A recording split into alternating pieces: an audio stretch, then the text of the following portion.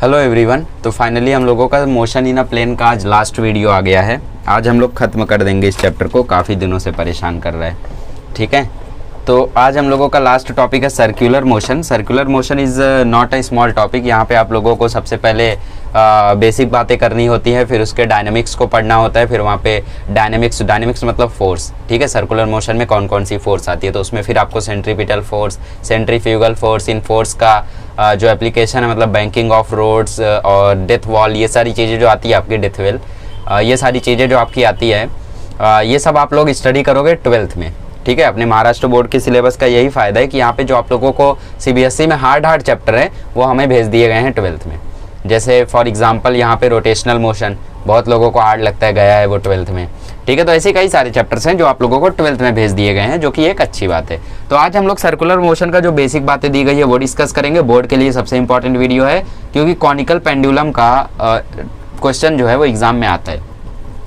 तो लास्ट में हम वो डेरिवेशन करेंगे, बोर्ड वालों के लिए इंपॉर्टेंट है, और शुरुआत में हम लोग बेसिक बातें करेंगे। ठीक है, तो आज हम बात करने वाले सर्कुलर मोशन की। तो सबसे पहले कोई मुझे बता दे कि सर्कुलर मोशन होता क्या है। सर्कुलर मोशन होता क्या है बताओ। सर्कुलर मोशन मतलब motion along a circular path. ठीक है, किसी भी सर्कुलर पाथ पे जब कोई मोशन करता है तो उसको हम क्या बोलते हैं, सर्कुलर मोशन। ठीक है, that is motion along circular path. Circular path में अगर आप मोशन करते हो, मूवमेंट करते हो, तो वो होता है हम लोगों का सर्कुलर मोशन। क्या अर्थ सर्कुलर मोशन करता है? एक तरीके से हाँ, क्योंकि ऑर्बिट पूरी तरीके से तो सर्कुलर नहीं है, बट यू कैन से हाँ। ठीक है, तो सर्कुलर मोशन में जो हम लोगों का नॉर्मल, देखो motion in a straight line में क्या था, ऐसा था। ठीक है मतलब motion in a straight line मतलब स्ट्रेट लाइन नहीं होता है, मतलब मैं बता रहा हूँ यहाँ पे। तो सपोज यहाँ पे कोई ऑब्जेक्ट है, सपोज ये हमारा कोई चैंपियन है और आगे जा रहा है वो वेलोसिटी v से, एक्सेलरेशन a से, और उसने डिस्टेंस कवर की डिस्प्लेसमेंट s। ठीक है, और क्या हो सकता है यहाँ पे, डिस्टेंस, डिस्प्लेसमेंट, वेलोसिटी, एक्सेलरेशन, ये सारी चीज़ें हो गई। तो सर्कुलर मोशन में ये सारी चीज़ें बदल जाती हैं। डिफरेंस क्या है सर्कुलर मोशन और मोशन इन स्ट्रेट लाइन में, लीनियर वेरिएबल में। स्ट्रेट लाइन को लीनियर भी बोलते हैं। ठीक है, रेक्टिलिनियर मोशन। तो जो यहाँ पे आपका एक्सेलरेशन है वो सर्कुलर मोशन में अलग तरीके से होगा। जो यहाँ पे आपका डिस्प्लेसमेंट है वो सर्कुलर मोशन में अलग होगा। जो आपकी यहाँ पे वेलोसिटी है वही सर्कुलर मोशन में भी होगी, बट उसके थोड़े अलग कंसेप्ट होंगे। ठीक है, और इसको भी हम लोग अलग मेथड से रिप्रेजेंट करेंगे। तो सबसे पहले हम लोग डिफरेंस देख लेते हैं कि लीनियर वेरिएबल्स और सर्कुलर वेरिएबल्स में फ़र्क क्या होता है। सर्कुलर वेरिएबल बोलो, एंगुलर वेरिएबल बोलो, इनमें फ़र्क क्या होता है। ठीक है, चलिए तो यहाँ पे कुछ बेसिक डिफरेंस लिख दिया गया है, पहले आप लोग नोट कर लीजिए इन सभी चीज़ों को। ठीक है, फिर पहले सुन लीजिए उसके बाद नोट करिए तो भी चलेगा। तो कुछ लोग यहाँ पे सो के देख रहे हैं, उनका भी चलेगा, कोई दिक्कत नहीं है। देखो, जो लीनियर वेरिएबल्स होते हैं मतलब हमारा नॉर्मल जो हम लोग अभी तक पढ़ते आए हैं उनमें और सर्कुलर मोशन वाले एंगुलर वेरिएबल्स में डिफरेंस क्या है। सबसे पहले जो पोजीशन है उसको हम लोग एक्स से रिप्रेजेंट करते हैं, यू नो। वेलोसिटी होती है dx/dt, भूलना मत, नॉन यूनिफॉर्मली एक्सेलरेटेड मोशन में डीप में बताया ये चीज़। डिस्प्लेसमेंट होता है डेल्टा x। एक कंप्लीट रेवोल्यूशन में डिस्प्लेसमेंट हो जाता है 0, मतलब आप घर से बाहर गए, दोबारा घर में आए, डिस्प्लेसमेंट हो गया 0। बट इसमें क्या होता है, एंगुलर वेरिएबल्स में क्या होता है, एंगुलर पोजीशन को बोलते हैं हम थीटा। जैसे ये सर्कल है और यहाँ पे कोई ऑब्जेक्ट यहाँ था, यहाँ से उठ के वो यहाँ गया, तो ये जो डिस्प्लेसमेंट हुआ, इसको हम बोलते हैं थीटा। ठीक है, एंगुलर पोजीशन होती है थीटा। एंगुलर वेलोसिटी को रिप्रेजेंट करते हैं ओमेगा से, और वो होती है d θ/dt। जैसे ये था dx/dt, वैसे ये है d θ/dt। एंगल इसमें डिस्प्लेसमेंट डेल्टा x से, इसमें एंगुलर डिस्प्लेसमेंट डेल्टा थीटा से। थीटा में कितना चेंज आया, सपोज ऑब्जेक्ट यहाँ पे था तो थीटा कितना है अभी, थीटा अभी यहाँ पे कितना है, 0 है ना, वहाँ गया तो वो चेंज हो गया हम लोगों का आंसर।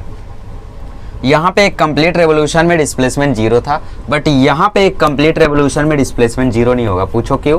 क्योंकि एग्जांपल ले सकते हो आप, जैसे हमारा फैन कैसा रोटेट करता है ऐसा, बट अगर हम लोग यहाँ की बात करें तो यहाँ पे मैं क्या बोल रहा हूँ कि आप बाहर गए, बाहर से अंदर आए तब डिस्प्लेसमेंट 0 हुआ। बट पंखा तो ऐसे रोटेट करते ही जा रहा है, वो ऐसा घूम के आ रहा है क्या, वापस घूम के आ रहा है वो वापस नहीं, तो वहाँ पे वो 0 नहीं होगा। एक कंप्लीट रेवोल्यूशन में डेल्टा थीटा होगा 2 पाई। अब कुछ लोग सोच रहे 2 पाई कैसे आया, रेडियन और एंगल, ये बात समझ लो, ये चीज़ मैंने पहले लेक्चर में आपको बताई थी कि 2 पाई को अगर हम लोग एंगल डिग्री में करना चाहें तो 180 बाय पाई से मल्टीप्लाई करेंगे, पाई पाई खत्म आया 360 डिग्री। और एक सर्कल कितने डिग्री का होता है? 360 डिग्री का। पिछले साल मैंने सर्कल चैप्टर में, भले कुछ ना समझ में आया हो, ये तो समझ में आना चाहिए कि एक सर्कल होता है 360 डिग्री का। तो एक कंप्लीट रेवोल्यूशन करोगे तो वो 2 पाई होगा। पंखा एक और बार घुमा, 4 पाई, 6 पाई, 8 पाई, 10 पाई, 12 पाई, ऐसे ऐसे बहुत ज़्यादा होते जाएगा। ठीक है, मतलब आप पंखे को देखते रहो 5 मिनट तक, उसमें वो पता नहीं कितना पाई कंप्लीट कर लेता है रेवोल्यूशन में। अब सपोज वहाँ पे ऐसा हो गया कि कुछ ऐसा सिस्टम हो गया, पंखा 10 बार रोटेट किया, फिर 9 बार ऐसे हो गया, तब उसका डिस्प्लेसमेंट कितना होगा? 10 बार वो क्लॉकवाइज घूमा, फिर ऐसा कुछ आपने जादू कर दिया, जादू कर दिया, समझ लो जादुई दुनिया, वो उल्टा घूमने लगा और 9 बार उल्टे घूमा, तो उसका डिस्प्लेसमेंट क्या होगा? पहले वो 10 बार घूमा था तो डिस्प्लेसमेंट हुआ 20 पाई, 10 इंटू 2 पाई, 20 पाई। फिर 9 बार उल्टा घूमा तो 18 पाई। तो angular position, angular displacement delta theta होता है, फाइनल माइनस इनिशियल, फाइनल कितना? 20 माइनस 18, तो वहाँ पे 2 पाई उसका आ जाएगा एंगुलर डिस्प्लेसमेंट। एक्सेलरेशन इसमें हम लोग रिप्रेजेंट करते हैं ए से, इसमें रिप्रेजेंट करते हैं अल्फा से। और इस एक्सेलरेशन की डायरेक्शन को पता करने के लिए हम राइट हैंड थंब रूल का यूज़ करते हैं। ठीक है, जैसे वेलोसिटी इस तरफ है तो हम लोग क्या करेंगे, अपनी फिंगर्स को ऐसे कर्ल करेंगे और इस तरफ से देखो अंगूठा बाहर की तरफ आ रहा है, तो एक्सेलरेशन का डायरेक्शन बाहर की तरफ है। एक्सेलरेशन का डायरेक्शन हमेशा प्लेन के परपेंडिकुलर ही हो सकता है। अब सपोज वेलोसिटी इस तरीके से होती इस तरफ, तो हम लोग अपनी फिंगर्स को ऐसे कर्ल करते तो अंगूठा अंदर की तरफ जाता, तो एक्सेलरेशन अंदर की तरफ। ओके, यहाँ पे v इज इक्वल टू होता है dv बाई dt, तो यहाँ पे हो गया alpha is equal to d omega by dt। ये हो गया a इज इक्वल टू, ये सारी इक्वेशंस मैंने आपको सिखाए हैं नॉन यूनिफॉर्मली एक्सेलरेटेड मोशन में, तो उसी तरीके से ये v की जगह ओमेगा, a की जगह alpha. v is equal to u plus a t होता है, वैसे ही omega is equal to omega not plus alpha t होता है। s इज इक्वल टू ये, तो थीटा इज इक्वल टू ये, समझ रहे हो ना? ओमेगा नॉट क्या है? इनिशियल एंगुलर वेलोसिटी, ओमेगा क्या है? Angular velocity. ठीक है, तो ये सारी चीज़ों को आप अच्छे से नोट कर लो, थोड़ी देर वेट करके मेमोराइज कर लो, फिर वीडियो को आगे देखो। चलो इस पे एक क्वेश्चन लेते हैं, फिर हम लोग धीरे धीरे कहानी आगे बढ़ाते हैं। चलिए तो थोड़ा सा डिस्कशन को आगे बढ़ाते हैं, बात करते हैं एंगुलर वेलोसिटी की। ठीक है, तो एंगुलर वेलोसिटी मैंने बोला होता है D theta by D T. Okay, तो यहाँ पे जो आपको थीटा दिख रहा है ना, इसको हम लोग रखेंगे रेडियंस में, जैसा मैंने ऑलरेडी बता दिया 2 पाई होता है, तो पाई कब आता है? रेडियंस में। तो जो एंगल होगा हमारा उसको हम रखेंगे रेडियन में। ठीक है, तो वेलोसिटी की यूनिट क्या होगी एंगुलर वेलोसिटी की? एंगुलर वेलोसिटी को हम रिप्रेजेंट करते हैं ओमेगा से, सॉरी फॉर दैट। ओमेगा की यूनिट होगी रेडियन पर सेकंड, रेडियन पर सेकंड। ठीक है, रेडियन तो हमारा डायमेंशन लेस होता है, तो कभी आपको इसका डायमेंशन पूछ लिया तो बोल देना L0 M0 T-1। ठीक है, टाइम नीचे है तो -1, समझ गए? तो यहाँ पे ये हो गया ओमेगा का डायमेंशन, ये हो गया ओमेगा का यूनिट। तो एक कंप्लीट रेवोल्यूशन को हम बोलते हैं 1 RPM। ठीक है, 1 कंप्लीट रोटेशन को हम बोलते हैं 1 RPM, और इसकी वैल्यू होती है 2 पाई बाय 60 रेडियन पर सेकंड। अब कुछ लोग शॉक में आ गए, ये सब क्या लिखे जा रहे हो? देखो, एक कंप्लीट रोटेशन जब भी कोई ऑब्जेक्ट करेगा तो वो कितना एंगुलर डिस्प्लेसमेंट कवर करेगा? एक कंप्लीट रोटेशन में वो 2 पाई कवर करेगा। 360 डिग्री का होता है ना सर्कल, भाई साहब सर्कल होता है 360 डिग्री का। तो ऑब्जेक्ट ने यहाँ से शुरू किया, यहाँ पे पहुँचा तो 180 डिग्री, और आगे बढ़ा तो यहाँ पे पहुँचा 360 डिग्री, है ना? सेमी सर्कल अगर बनाओ तो एक 180 एक 180, तो टोटल हो गया 360 डिग्री। तो ये हो गया डिस्टेंस अपॉन टाइम। रोटेशन पर मिनट पूछा है, 1 मिनट में कितना सेकंड? 60 सेकंड। तो इस तरीके से ये फॉर्मूला आप लोग यूज़ कर सकते हो। 1 रोटेशन पर मिनट की वैल्यू होती है 2 पाई बाय 60 रेडियन। जैसे यहाँ पे एक क्वेश्चन मैं आपको दे दूँ, कोई भी एक फैन है जो रोटेट कर रहा है 120 RPM से, और फिर उसके बाद उसको स्विच ऑफ कर दिया गया, then it was switch off, और टाइम लगा 10 सेकंड उसको रुकने में। ठीक है, टाइम लगा उसको 10 सेकंड रुकने में। तो आपको क्वेश्चन पूछा है कि यहाँ पे पता करो कि कितना उसका एंगुलर डिस्प्लेसमेंट हुआ। मतलब आपको क्वेश्चन में delta theta is equal to question mark दिया हुआ है, एंगुलर डिस्प्लेसमेंट आपसे पूछा है। तो यहाँ पे आपको देखो ये क्या है, ये फैन का रोटेशन का स्पीड है 120 RPM, मतलब आपको एंगुलर वेलोसिटी, मतलब आपको ओमेगा नॉट दिया है 120 RPM।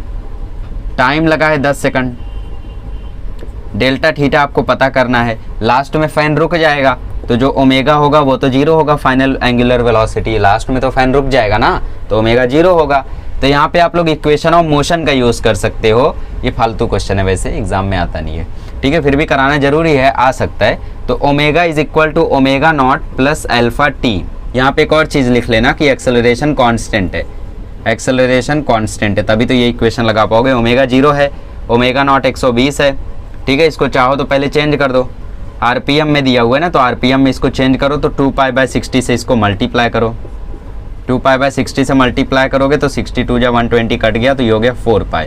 तो यहाँ रखो 4π प्लस अल्फ़ा की वैल्यू हमें मालूम नहीं, टाइम दिया है 10 सेकंड, तो एक्सेलरेशन मतलब अल्फ़ा की वैल्यू आ जाएगी -4π/10, अल्फ़ा आ गया -2π/5, ठीक है। पीछे की तरफ है एक्सेलरेशन, खैर इसको हम लोग पॉजिटिव ही लिखेंगे 2π/5, माइनस भी लिख लो कोई दिक्कत नहीं है, चलो लिख लो, ज़्यादा दिक्कत है आपको तो अभी आपको क्या पता करना है, डेल्टा थीटा। तो डेल्टा थीटा के लिए थर्ड इक्वेशन लगा दो, v² is equal to u² plus 2as omega square is equal to omega not square plus 2 alpha delta theta. अब कुछ लोग बोल रहे हैं आपको इक्वेशन याद है क्या? नहीं याद है, फिर आप कैसे बता ले जा रहे हो? अरे v² मतलब क्या? फाइनल वेलोसिटी, उसको कैसे रिप्रेजेंट करते हैं? w²। u² मतलब इनिशियल एंगुलर वेलोसिटी, किससे रिप्रेजेंट करते हैं? ओमेगा नॉट से। 2a क्या है? एक्सेलरेशन, इसमें क्या होगा? अल्फा।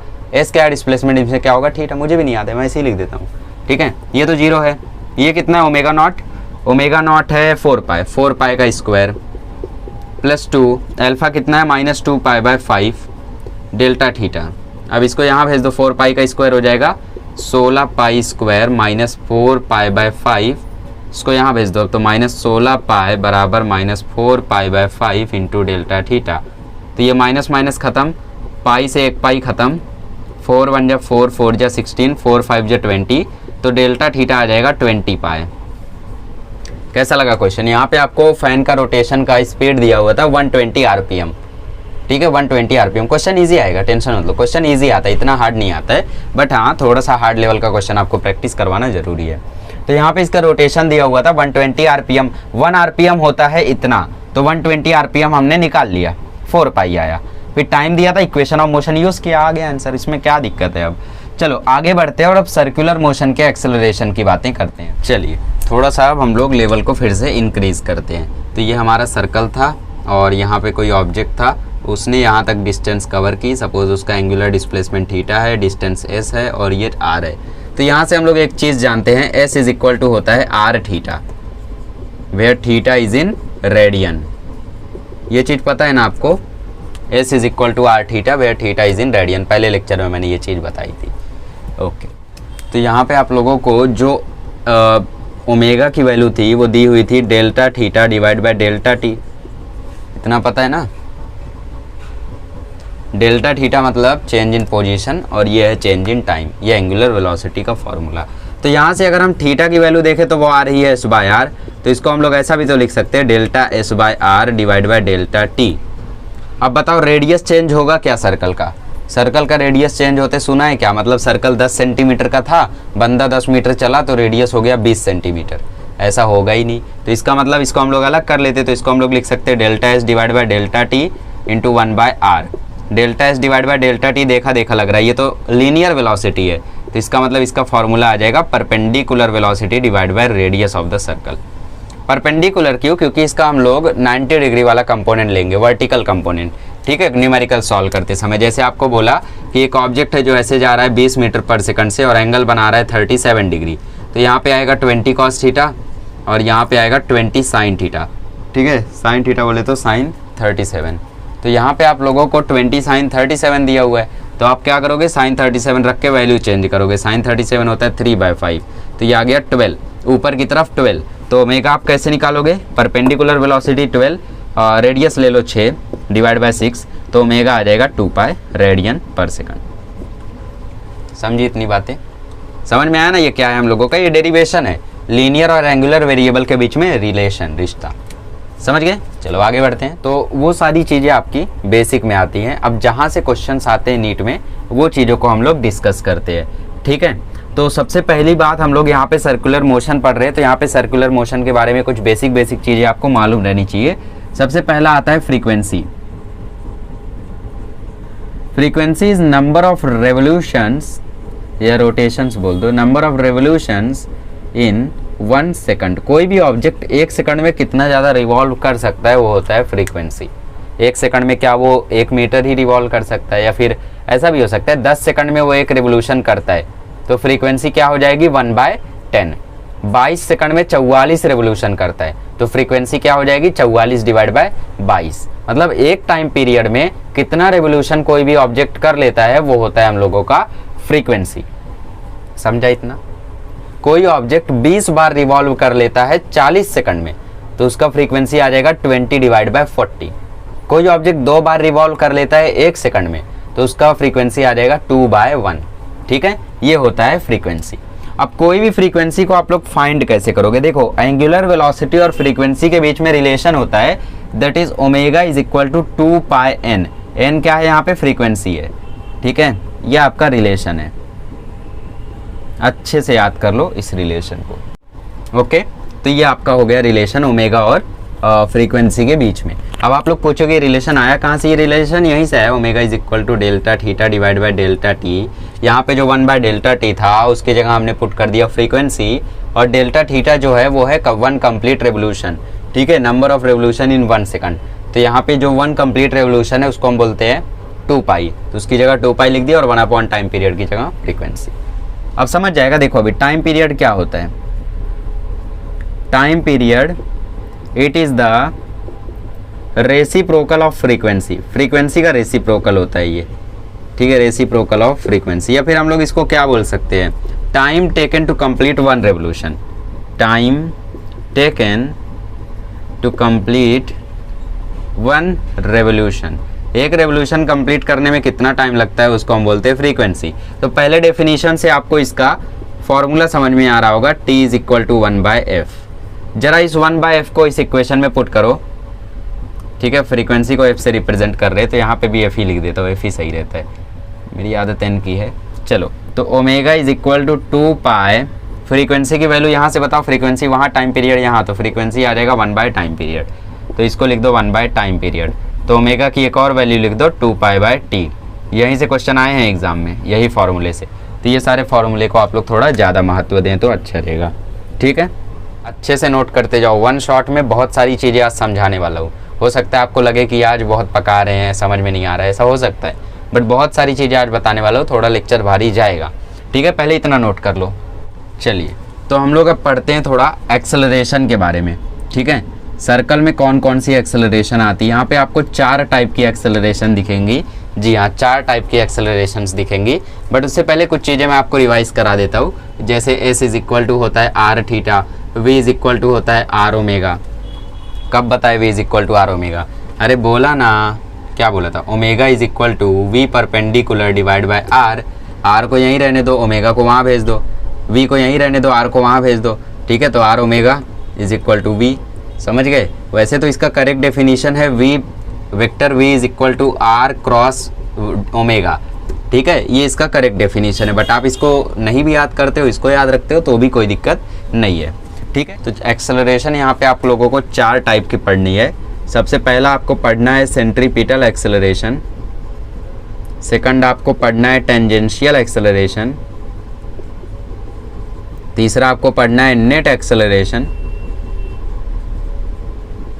लास्ट आता है एंगुलर एक्सेलरेशन। इसको हम रिप्रेजेंट करते हैं ए सी से, या फिर इसको कई सारे लोग ए आर बोलते हैं, ए आर क्यू, क्योंकि सेंट्रीपिटल एक्सेलरेशन को रेडियल एक्सेलरेशन भी बोला जाता है। इसको हम लोग रिप्रेजेंट करते हैं ए टी से, इसको ए एन से, इसको अल्फा से। इतना क्लियर हुआ? समझ में आया? चलो आगे बढ़ते हैं, एक एक को हम लोग डीप में स्टडी करेंगे। चलिए, तो सबसे पहले हम लोग स्टडी करते हैं सेंट्रीपिटल एक्सेलरेशन, या फिर रेडियल एक्सेलरेशन भी कुछ लोग इसको बोलते हैं। बोलने दो, हम सेंट्रीपिटल एक्सेलरेशन और एसी बोलेंगे। तो कभी भी सर्कल में, ध्यान से, हाँ, कभी भी सर्कल में जब वेलोसिटी का डायरेक्शन चेंज होता है, किसी भी सर्कल में जब वेलोसिटी का डायरेक्शन चेंज होता है, तो वहाँ पे जो एक्सेलरेशन आती है वही एक्सेलरेशन होती है सेंट्रीपिटल एक्सेलरेशन। कुछ लोग चारों के बीच में डिफरेंस नहीं जानते, आज अच्छे से याद कर लो। सेंट्रीपिटल एक्सेलरेशन मतलब वो एक्सेलरेशन जो वेलोसिटी के डायरेक्शन के चेंज होने की वजह से आती है ना। वेलोसिटी क्या है? वेक्टर क्वांटिटी है, उसका डायरेक्शन चेंज होगा तो उसका मतलब एक्सेलरेशन भी चेंज होगा। क्यों? क्योंकि एक्सेलरेशन होता है change in velocity upon change in time. तो वेलोसिटी का डायरेक्शन बदला तो वेलोसिटी बदली, ठीक है, तो वहां पे एक्सेलरेशन आएगा, कौन सा? सेंट्रीपिटल। टेंजेंशियल एक्सेलरेशन तब आता है जब वेलोसिटी वहां पे बदल जाए, वेलोसिटी का मैग्नीट्यूड बदल जाए। जैसे पहले ऑब्जेक्ट जा रहा था 10 मीटर पर सेकंड से, फिर गुस्सा आया 100 मीटर पर सेकंड से घूमने लगा, मतलब उसका मैग्नीट्यूड चेंज हो गया, तो वहां पे आता है टेंजेंशियल एक्सेलरेशन। फिलहाल इसको समझो।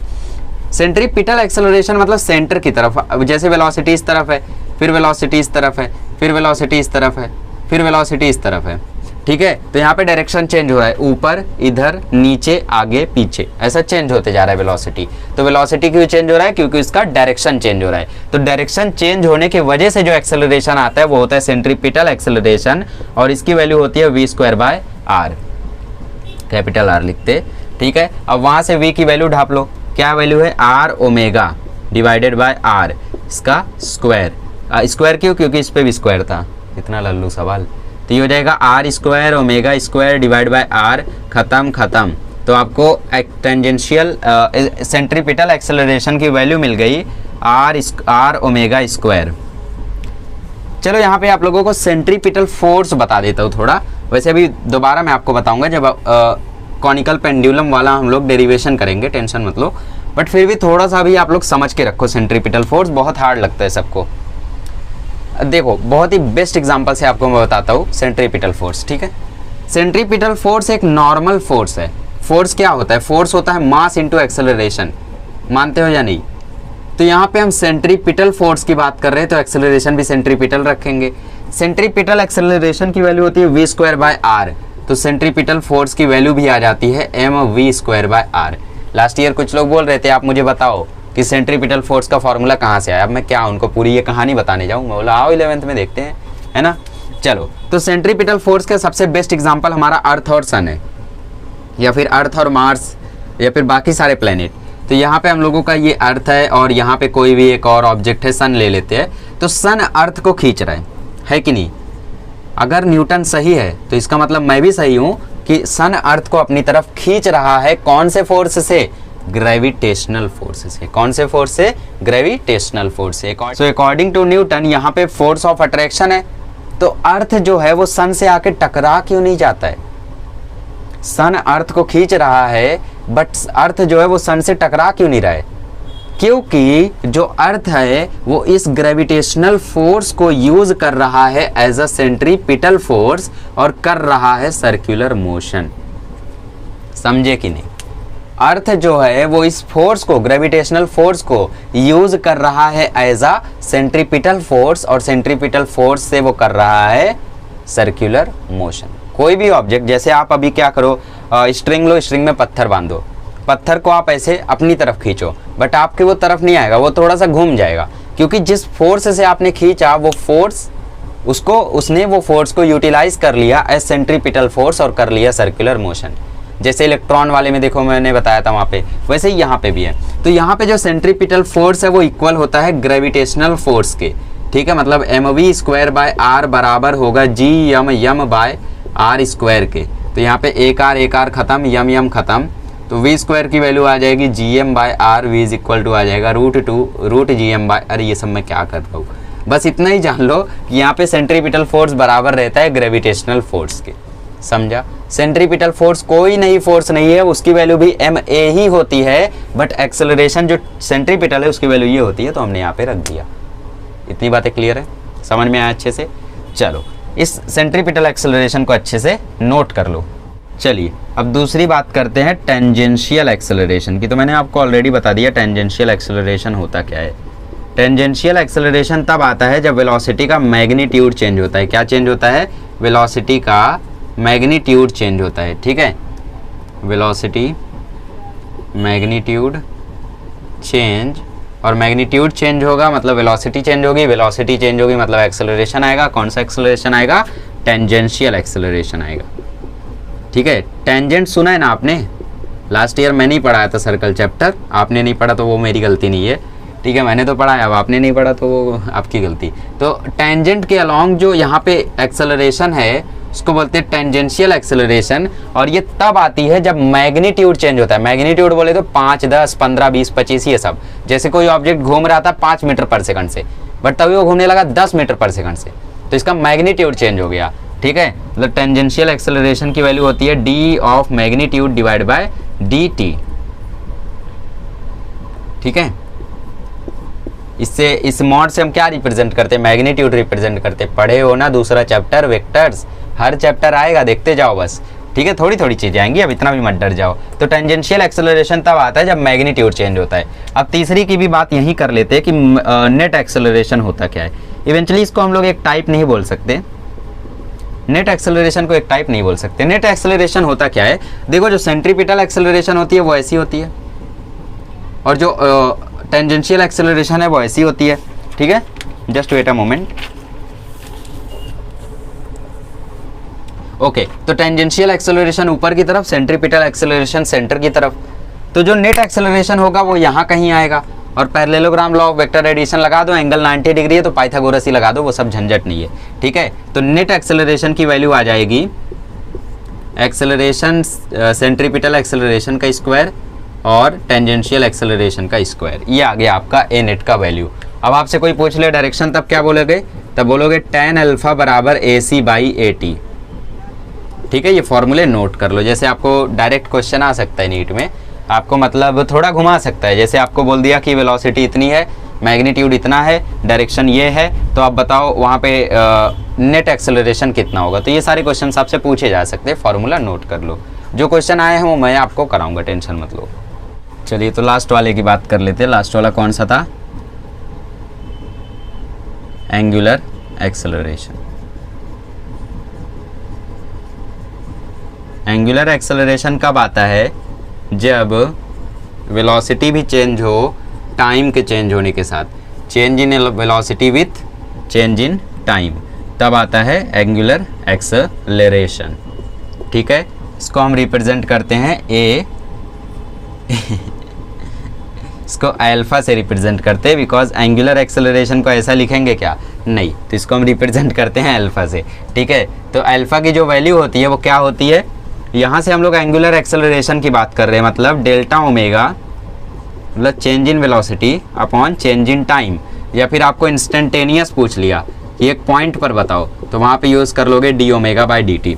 अब क्वेश्चन कैसा आ सकता है, आपको क्वेश्चन बोलेगा if omega is equal to 2t square plus 3 find angular acceleration at t बराबर 5 सेकंड, ये आपको क्वेश्चन पूछ लेगा। तो आप क्या करोगे, इंस्टेंटेनियस पूछा है, 5वें सेकंड में पूछा है, तो आप ये फॉर्मूला यूज़ करोगे omega D omega by T T. ठीक है, तो डिफ्रेंशिएट करना होगा यहाँ पे, आपको ये चीज़ आनी चाहिए। तो 2t स्क्वायर का डिफ्रेंशिएशन 2 नीचे आ जाएगा तो 4t हो जाएगा, 3 का तो 0, तो 4t आ गया इसका डिफ्रेंशिएशन। t की जगह 5 पुट करो, 4 × 5 आंसर आया 20 रेडियन पर सेकंड स्क्वायर। ठीक है, ये आ गया आपका आंसर।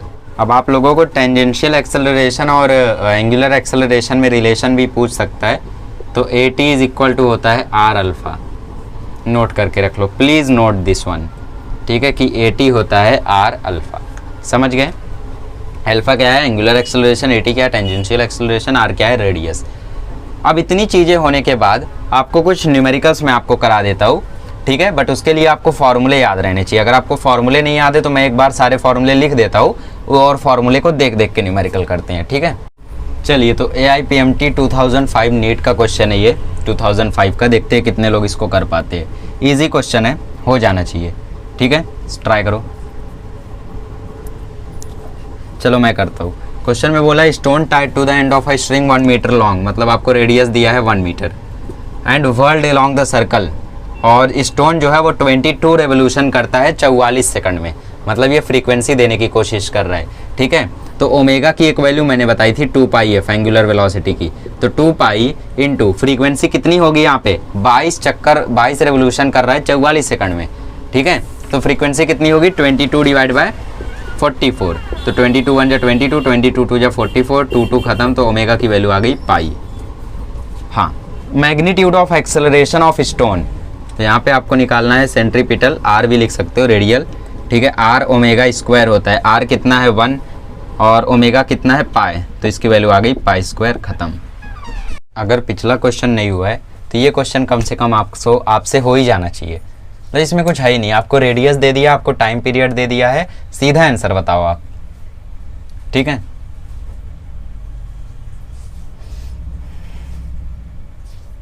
चलो कर लिए, आया आंसर।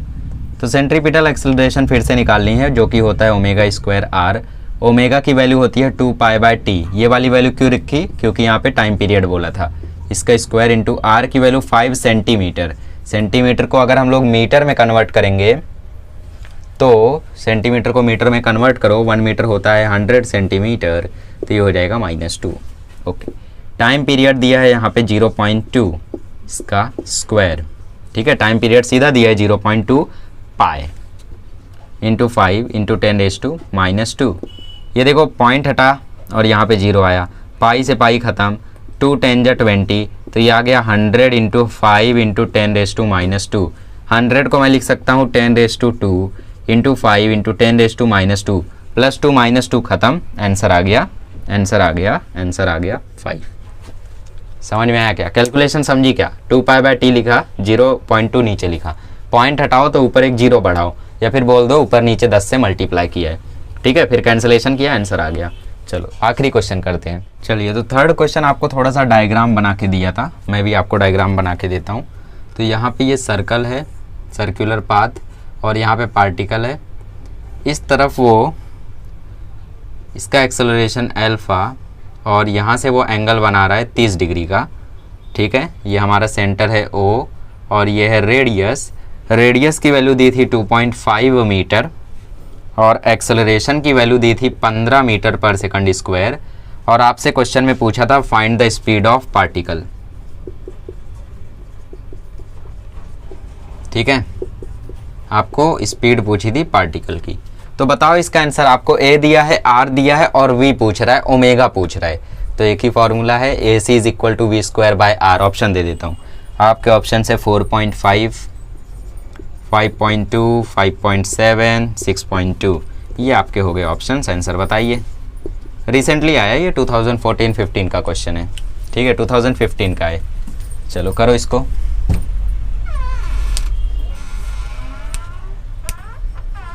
डन, आया। एक्सेलरेशन सेंट्रीपिटल होता है V²/R। बट ध्यान से देखो, यहाँ पे ये 30 डिग्री पर एक्सेलरेशन दिया हुआ है, हमें इसका सेंटर वाला कंपोनेंट लेना होगा। सेंटर वाला ही क्यों? क्योंकि हम बात कर रहे हैं सेंट्रीपिटल एक्सेलरेशन की। तो ये हो जाएगा अल्फा cos 30, अल्फा दिया है 15, तो ये हो जाएगा 15 cos 30, cos 30 की वैल्यू √3/2। यहाँ से V² आ जाएगा AC इंटू R, तो V आ जाएगा root of centripetal acceleration into R। Centripetal acceleration की वैल्यू 15 इंटू √3/2, और R हमें दिया हुआ है 2.5। ठीक है, और कुछ? चलो सॉल्व करें क्या? नहीं करूं? ये देखो कैंसिल होगा तो 7.5 आएगा। ठीक है, तो यहाँ पे हम लोगों का जो रूट है वो निकल नहीं रहा है, तो मैं आपको डायरेक्ट आंसर बता देता हूँ, आप लोग सॉल्व खुद से कर लेना। मुँह लटक गया कुछ लोग का, चलो कर देता हूँ। देखो √3 की वैल्यू होती है 1.73, और ये 2.5। मल्टीप्लाई करते हैं 7.5 इंटू 2.5, 5 5 × 25, 5 7 × 35, 2 5 × 10, 2 7 × 14, वैल्यू आ गई 5781, दैट इज़ 18.75। अब 18.75 को ज़रा √3 से मल्टीप्लाई करो, मतलब 1.73 से। 3 5 × 15, 3 7 × 21, 3 8 × 24, 3 1 × 3, 7 5 × 35, 7 7 × 49, 7 8 × 56, 7 1 × 7। ठीक है, फिर 5 7 8 1 जोड़ दो, 5 7 3 1 6 1 7 3 14 1 8 4 12 1 13 3। तो आपको आंसर मिल रहा है 334,375। अब मुझे पता नहीं यहाँ पे कितनी सच्चाई है, तो 33 के आसपास है। 6 का स्क्वायर होता है 36, मतलब 36 का रूट होता है 6, तो 33 का रूट 5 और 6 के बीच में होने वाला है। तो पहला ऑप्शन, दूसरा ऑप्शन गया। अब या तो दूसरा करेक्ट होगा या तीसरा करेक्ट होगा। 5.2 का स्क्वायर करके देख लो क्या आता है। ठीक है, 5.2 का स्क्वायर करके देख लो क्या आता है। 2 2 × 4, 2 5 × 10, 5 2 × 10, 5 5 × 25, 4 1 7 2, 27 आता है। 5.7 का स्क्वायर कर लो, कितना आता है? 5.7 इंटू 5.7, 7 7 जा 49, 7 5 जा 35, 5 7 जा 35, 5 5 जा 25, 28, 9 4 12 3 32.49 आता है। तो ये वैल्यू लगभग सेम दिख रही है, तो ऑप्शन सी आपका करेक्ट हो जाएगा। यहाँ पे नीट के एमसीक्यूज खत्म होते हैं, अब सारी चीज़ें खत्म होती है। अब हम लोग एक छोटा सा डेरिवेशन देख लेते हैं कॉनिकल पेंडुलम का, ठीक है। चलिए, तो सेंट्रीपिटल फोर्स के बारे में मैंने आपको ऑलरेडी बता दिया कि ये कोई नई फोर्स नहीं है, ये नॉर्मल वही फोर्स है जो m इंटू ए होती है, ठीक है। बस यहाँ पे जो ये फोर्स होती है ये सेंटर की तरफ लगती है, ठीक है। सेंट्रीपिटल फोर्स को आप इस तरीके से भी बोल सकते हो, नेट फोर्स टुवर्ड्स सेंटर। तो यहाँ पे सेंटर की तरफ लगने वाली फोर्स को हम बोलते हैं सेंट्रीपिटल फोर्स। अब आपके कई सारे एग्जांपल्स है, जैसे आप ये स्ट्रिंग पे स्टोन बना के घुमाओ, ठीक है, वो भी हो सकता है। या अर्थ सन के आजू बाजू घूमता है, जबकि सन अर्थ को अट्रैक्ट कर रहा है पर टकरा नहीं रहा है, ठीक है। तो ये सारे उसके एग्जाम्पल्स हैं। तो सेंट्रीपिटल फोर्स का जो फॉर्मूला मैंने आपको बताया वो बताया m इंटू ए। अब एक्सेलरेशन की वैल्यू अगर आप रखोगे तो एम आर ओमेगा स्क्वायर भी बोल सकते हो, या फिर आपकी इच्छा है m v square by r भी बोल सकते हो। मतलब सेंट्रीपिटल एक्सेलरेशन की एक value v square by r है और एक वैल्यू आर ओमेगा स्क्वायर है, उसके हिसाब से। तो यहाँ पे कॉनिकल पेंडुलम और एक सिंपल पेंडुलम, सिंपल पेंडुलम की वैल्यू क्या होती है, time period is equal to 2 pi root l by g, ठीक है। अब एल बाई जी का मतलब क्या है कि ये हो गया लेंथ ऑफ द स्ट्रिंग, और जी हो गया ग्रेविटी, और ये हो गया टाइम पीरियड। तो एक पेंडुलम कितने टाइम में अपना रेवोल्यूशन कंप्लीट करता है, अपना एक चक्कर कंप्लीट करता है, उसको बोलते हैं टाइम पीरियड। जैसे नॉर्मल पेंडुलम कैसा होता है, ऐसा आपने हिप्नोटाइज करने वाला देखा होगा, तो ये ऐसा घूमता है फिर ऐसा आता है, ऐसा घूमता है ऐसा आता है। तो ये नॉर्मल के लिए हम लोगों के पास फॉर्मूला होता है 2 pi root l by g. But क्या हो अगर ये पेंडुलम कॉनिकल हो जाए, कॉनिकल पेंडुलम बोले तो बताता हूँ।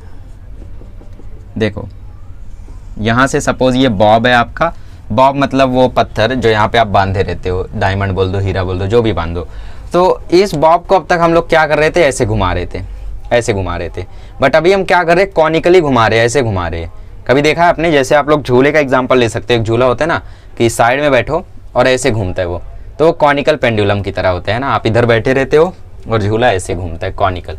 ये नॉर्मल कैसे हो सकता था, ऐसे। कॉनिकल बोले तो ऐसे, ऐसे घूमने लगा बॉब, ठीक है। यहाँ पे मैं आपको करके दिखाता, बट यहाँ कुछ है नहीं बांधने के लिए, आई थिंक है,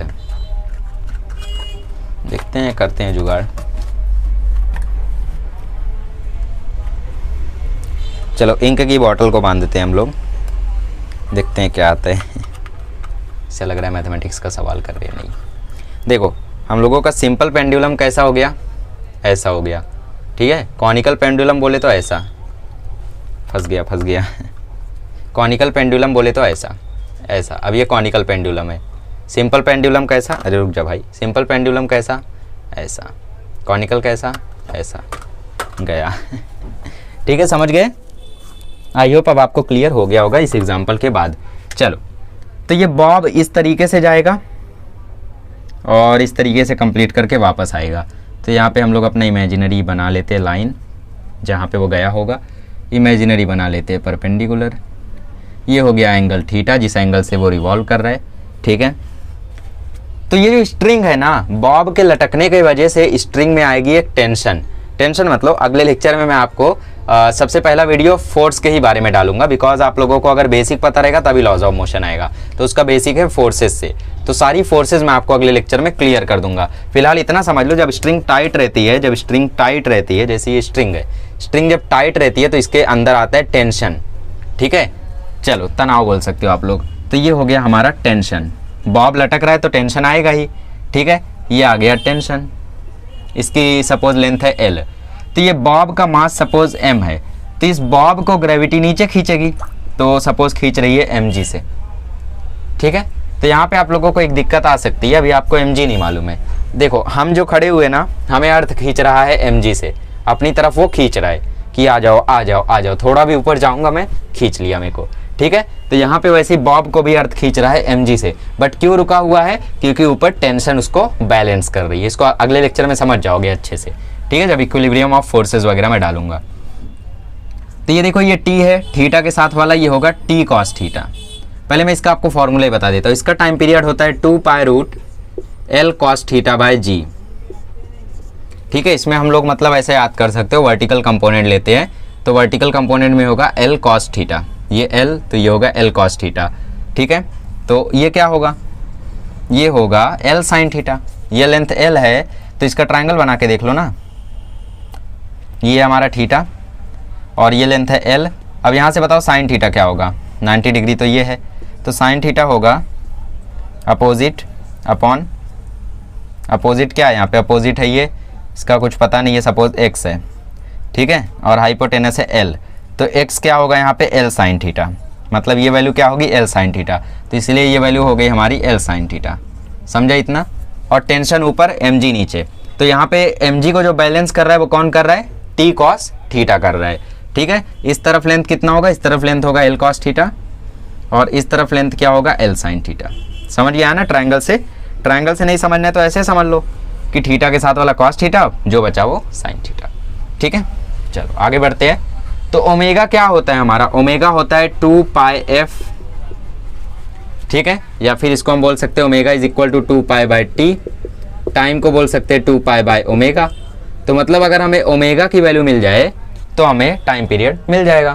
तो ये वैल्यू हम लोग अब फाइंड करते हैं। सबसे पहले आप लोगों को यहाँ पे थोड़ा सा लॉज ऑफ मोशन आना चाहिए था, डाउट होगा शुरुआत में, बट कंसेप्ट को समझोगे ना तो चीज़ों को पकड़ ले जाओगे, उतना ज़्यादा भी हार्ड नहीं है। देखो देखो mg नीचे लग रहा है बट mg को नीचे नहीं जाने दे रहा है, कोई तो है, कौन है वो, t cos theta. t cos theta इसको ऊपर खींच रहा है। जैसे इस रस्सी में मैं कुछ बांध के लटका दूँ, इस रस्सी में मैं कुछ बांध के लटका दूँ तो क्या वो नीचे जाएगा, नहीं जाएगा। क्यों, क्योंकि स्ट्रिंग तन जाएगी, इसके अंदर एक टेंशन आ जाएगा, जो टेंशन उस ऑब्जेक्ट को रोक लेगा। तो इसका मतलब यहाँ से हमें ये पता चल रहा है कि टेंशन बराबर है mg cos थीटा के। ठीक है, ये पहला इक्वेशन। दूसरा इक्वेशन यहाँ पे आपको ये t का कंपोनेंट t cos थीटा, तो दूसरा कंपोनेंट क्या होगा, दूसरा कंपोनेंट होगा t sin थीटा, है ना, ये कंपोनेंट होगा t sin थीटा। तो सेंट्रीपिटल एक्सेलरेशन यहाँ पे लग रहा है इस तरफ और sin थीटा किधर है, उस तरफ, है ना, t cos थीटा यहाँ तो sin थीटा वहाँ। समझ रहे हो ना इस चीज़ को। ठीक है, तो यहाँ पे t sin थीटा किसको बैलेंस कर रहा है, ये मैंने उल्टा लिख दिया t cos थीटा मुझे लिखना था, t cos थीटा ऊपर mg नीचे, t sin थीटा किसको बैलेंस कर रहा है, सेंट्रीपिटल फोर्स को, that is mr omega square. ये दूसरा इक्वेशन। इतना समझा क्या। अभी मैं क्या करता हूँ, यहाँ से एलिमिनेट करने की कोशिश करता हूँ थीटा को, तो यहाँ से मैं ऊपर नीचे डिवाइड कर देता हूँ दोनों इक्वेशन को, 1 डिवाइडेड बाई 2, तो m खत्म, t खत्म, तो ये आ गया cos theta by sin theta is equal to g divide by r omega square. अब r की वैल्यू क्या है, ये रेडियस की वैल्यू क्या है, रेडियस मतलब ये वाला पार्ट, ये वाली की वैल्यू क्या है L sin थीटा। लेंथ लेंगे यहाँ पे, फोर्स थोड़ी ना लेंगे, t sin थीटा एक फोर्स है, फोर्स रेडियस होता है क्या, नहीं, रेडियस क्या है L sin थीटा। ट्रायंगल बना के बता दूं दोबारा, ये देखो थीटा है, ये लेंथ L है, तो sin थीटा हो जाएगा, सपोज ये x है, sin थीटा हो जाएगा opposite upon hypotenuse that is L, तो x की वैल्यू आ जाएगी L sin थीटा, मतलब इसकी वैल्यू क्या है L sin थीटा। तो r की जगह मैंने लिखा L sin theta into omega square. Sine theta से साइन थीटा खत्म, तो L यहाँ पे जाके मल्टीप्लाई हो जाएगा, ओमेगा भी वहाँ जाएगा, G यहाँ आएगा, तो ये देखो ऐसा आ जाएगा L cos theta bye G बराबर ओमेगा स्क्वायर। इतना समझा क्या, L यहाँ मल्टीप्लाई हुआ L cos थीटा, G नीचे गया G, ओमेगा स्क्वायर यहाँ रह गया। ठीक है, 1 बाय ओमेगा स्क्वायर यहीं रह गया। उल्टा कर दो अब इसको, तो ओमेगा इज इक्वल टू आ जाएगा G by L cos theta. उल्टा कर दिया मैंने, तो ओमेगा स्क्वायर आ गया G by L cos theta. ठीक है, अब रूट ले लो, तो omega is equal to root G by L cos theta, ये आ गई हमारी वैल्यू, ओमेगा हमें मिल गया। अब मैंने आपको बोला कि ओमेगा होता है 2 पाई बाय टी, तो टी हो जाएगा 2 पाई बाय ओमेगा। ठीक है, अब यहाँ पे जस्ट ओमेगा की वैल्यू पुट कर दो, देखो ओमेगा की वैल्यू पुट करते तो क्या होगा। चलो आगे मैं यहाँ पे लिखता हूँ, मैंने बोला t is equal to 2 pi by omega, तो 2 पाई बाय ओमेगा की value G by L cos theta. तो ये नीचे है, जब ऊपर जाएगा तो ये उल्टा हो जाएगा, तो t इज इक्वल टू आ जाएगा 2 pi root L cos theta divide by G। ये आ गई टाइम पीरियड की value of a conical pendulum. कई बार ये क्वेश्चन आपको नीट जेई यूज हो गया, हमेशा बोर्ड नहीं देना है, बोर्ड में पूछा गया है। ठीक है, तो कैसे किया हमने इसको दोबारा बताता हूँ, और ये लास्ट पार्ट है, इसके बाद वीडियो एंड। ठीक है, देखो हमारा जो बॉब था वो नीचे जाना चाहता था, कौन सी फोर्स है? ग्रेविटेशनल फोर्स, सॉरी ग्रेविटी की फोर्स mg, वेट की फोर्स, ठीक है। बट उसको ऊपर कौन रोक रहा था? ऊपर रोक रहा था t cos थीटा। इसका मतलब t cos थीटा mg के बराबर था। अगर उसके बराबर नहीं होता तो वो नीचे चला जाता। सपोज आप बोल रहे हो t cos थीटा ज्यादा है, अगर t cos थीटा ज्यादा है तो वो तो ऊपर जाना चाहिए, फिर ऊपर भी नहीं जा रहा है, वहां पे रुका हुआ है, इसका मतलब t cos थीटा mg के बराबर है, ठीक है। लॉज ऑफ मोशन पढ़ोगे ये एकदम क्लियर हो जाएगा। फिर ये कंपोनेंट है t sin थीटा, और सेंट्रीपिटल एक्सेलरेशन यहाँ पे आ रही है mr ओमेगा स्क्वायर। कोई भी ऑब्जेक्ट जब रोटेट कर रहा है तो उसको एक फोर्स मिल रही है, जैसे मैंने अर्थ और सन का एग्जांपल दिया था, तो फोर्स ऑफ ग्रेविटेशन बराबर था सेंट्रीपिटल फोर्स के। वैसे यहाँ पे जो टेंशन फोर्स है वो बराबर है सेंट्रीपिटल फोर्स के, ठीक है। तो टेंशन फोर्स है t sin theta is equal to mr omega square. दोनों इक्वेशन को डिवाइड किया तो ये मिला।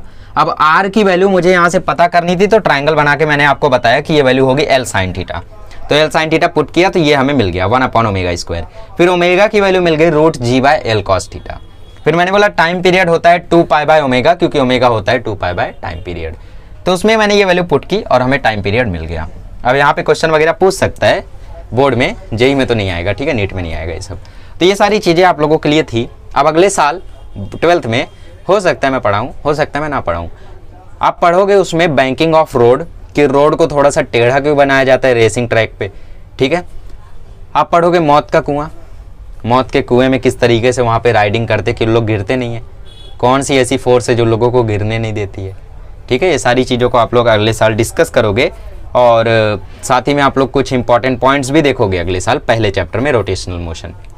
ओके, तो इसी के साथ लेक्चर को एंड करते हैं, और बहुत ही खुशी के साथ, दुख के साथ, खुशी के साथ कहना पड़ रहा है कि ये चैप्टर अब खत्म हो चुका है। अब अगले लेक्चर में मिलेंगे तो हम लोग शुरू करेंगे लॉज ऑफ मोशन। हाँ, लॉज ऑफ मोशन के 20-25 वीडियोस बनने हैं, थोड़ा प्रिपेयर रहिएगा। पहले हम लोग उसमें डिस्कस करेंगे बेसिक चीज़ें, टाइप्स ऑफ फोर्सेस, जिसमें मैं tension force, spring force, normal reaction, जो जो नए नए कंसेप्ट आने वाले हैं सबको मैं पहले वीडियो में निपटा दूंगा, ताकि आपको डाउट ना हो आगे, ठीक है। तो चलिए पहला वीडियो वही लाएंगे, types of forces in laws of motion, ठीक है। Thank you so much.